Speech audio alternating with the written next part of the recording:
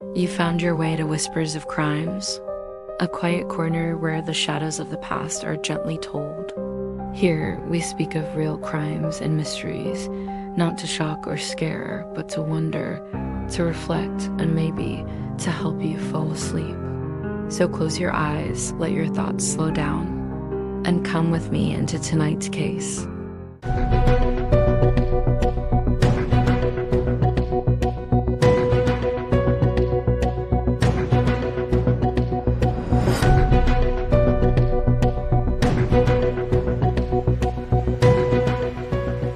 On June 12, 1994, 2 lives were taken on the streets of Brentwood, Los Angeles. One of them, Nicole Brown Simpson, the ex-wife of a famous NFL superstar. The other, Ron Goldman, a waiter and friend. What followed was a criminal investigation, a media frenzy, and a trial that captivated the world, the O.J. Simpson trial. In this video, we'll break down the events, the drama, and the consequences of what came to be known as the trial of the century. Please be advised, this episode contains content that may be upsetting to some listeners. Listener discretion is strongly advised. Chapter 1, A Murder in Brentwood. It was a warm loss. Angelus evening when Nicole Brown Simpson and her friend, Ron Goldman, were found brutally murdered outside Nicole's condominium. The scene was horrifying. Both victims had been stabbed multiple times, and their bodies lay in a pool of blood. A bloody glove was discovered near the scene, and another was found at O.J. Simpson's home, leading police to immediately suspect him. The police initially treated Simpson as a suspect due to his proximity to Nicole and his recent history with her, including a series of domestic violence incidents. The brutality of the murders made headlines, but at this point, Simpson's involvement seemed like a distant possibility. However, the presence of blood and the discovery of the gloves turned this from an ordinary investigation into something extraordinary. O.J. was known as the Juice, a beloved sports hero. The idea that such a high-profile figure could be connected to such a brutal crime shocked the public. As investigators dug deeper, more questions emerged. Was this a random attack, or was it personal? Chapter 2, The Slow-Speed Chase. Just days after the murders, as the police closed in on Simpson, an unprecedented event occurred.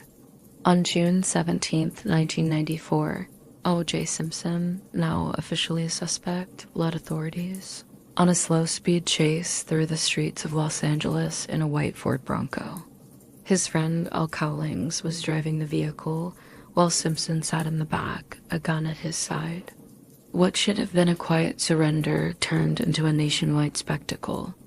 Millions tuned in to watch as the Bronco cruised at a speed of about 30 miles per hour on the freeway.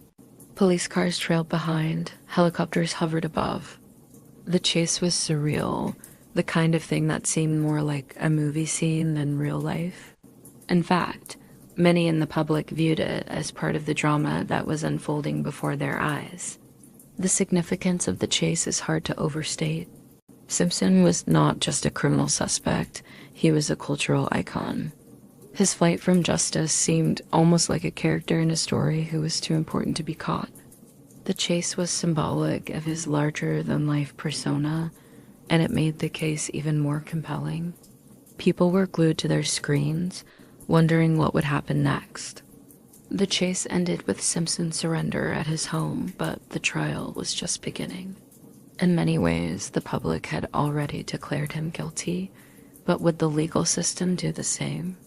Chapter 3, The Dream Team. When Simpson was arrested and charged with double homicide, he didn't settle for a simple defense lawyer. Instead, he assembled a team of legal heavyweights, his dream team.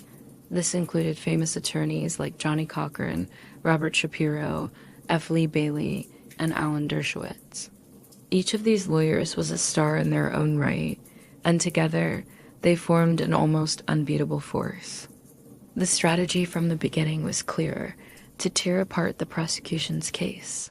Cochran, known for his charismatic personality, quickly became the face of the defense. Robert Shapiro, a well-respected criminal lawyer, took the lead early on. But the team would rely on more than just legal acumen.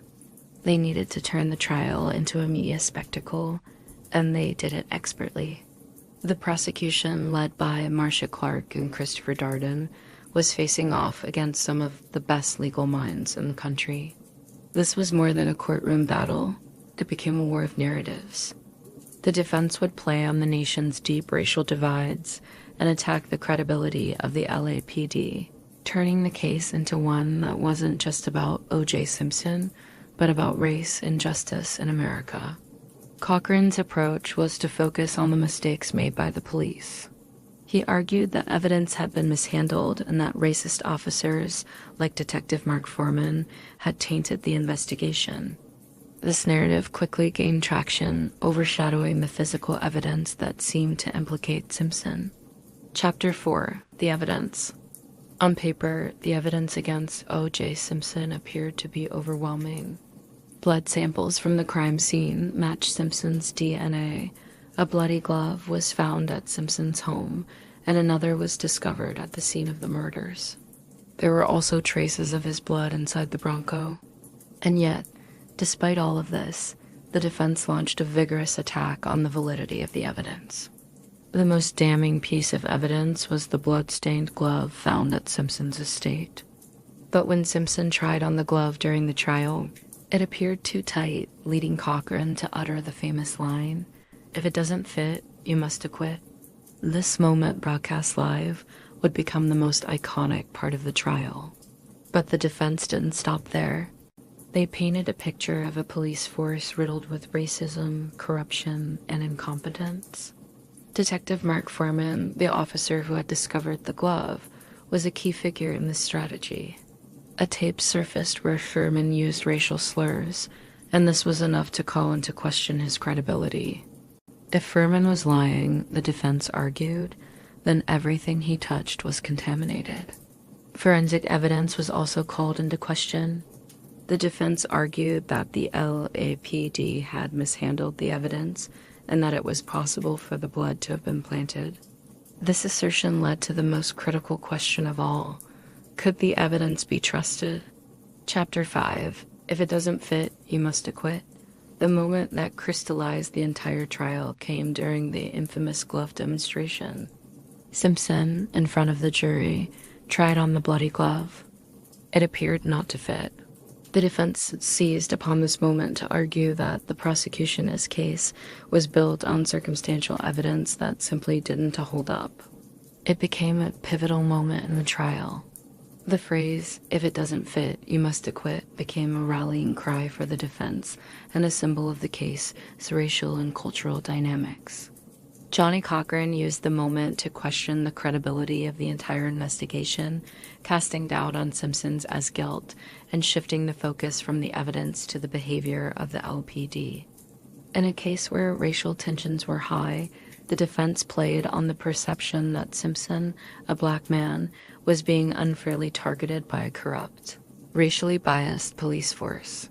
Cochran's strategy of framing Simpson as the victim of systemic racism resonated deeply with many African Americans, while others saw it as a diversion from the real question, did O.J. kill Nicole and Ron? Chapter 6. The Verdict Heard Round the World. After months of testimony, the world waited as the jury deliberated. On October 3, 1995, just 4 hours after the jury began deliberating, the verdict came down, not guilty. The announcement of the verdict was met with stunned silence in the courtroom, but outside, reactions were explosive. For some, it was a victory, a triumph against a flawed justice system. For others, it was a miscarriage of justice, an outcome that ignored the clear evidence of Simpson's guilt. The O.J. Simpson trial became a national flashpoint, dividing the country along racial lines. White Americans, especially those who had followed the case closely, were shocked by the verdict. Many in the African American community, however, felt that Simpson had been unfairly persecuted and that the verdict was a symbol of justice against a system that had long been stacked against black people. Simpson walked free, but the case didn't end there. Public opinion was deeply divided, and the impact of the trial would resonate for years to come. Chapter 7, The Aftermath.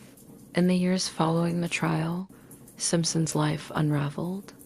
In 1997, he was found liable for the wrongful deaths of Nicole Brown Simpson and Ron Goldman in a civil court and ordered to pay $33.5 million in damages. While he remained a free man after the criminal trial, the civil trial painted a different picture where the burden of proof was lower. In 2007, Simpson was arrested again, this time for a robbery and kidnapping in Las Vegas. He was sentenced to 33 years in prison, and his legal troubles continued. His reputation, once untouchable, was now a shadow of what it had been. The O.J. Simpson trial left an indelible mark on American society. It raised questions about race, celebrity, and the criminal justice system that are still being debated today. Was Simpson guilty? Was he a victim of a flawed system? The trial didn't just change the way we think about crime and punishment. It changed the way we view the intersection of race, fame, and the law in America. The O.J. Simpson trial wasn't just about one man or one crime. It was a defining moment in American history where the courtroom became a stage for deeper issues about race, power, and justice. Even now, decades later, we're still processing its impact. If you found this deep dive interesting, don't forget to like, subscribe, and share your thoughts in the comments below. Until next time, keep questioning, keep exploring. That's all for tonight's story. Another thread in the web of true crime, quietly unraveling as the night goes on. If you're still with me, thanks for listening. And if sleep has already taken you, may your dreams be peaceful and your mind at ease. I'll be here next time by the fire with another story waiting to be told. Good night, and don't forget to lock your doors.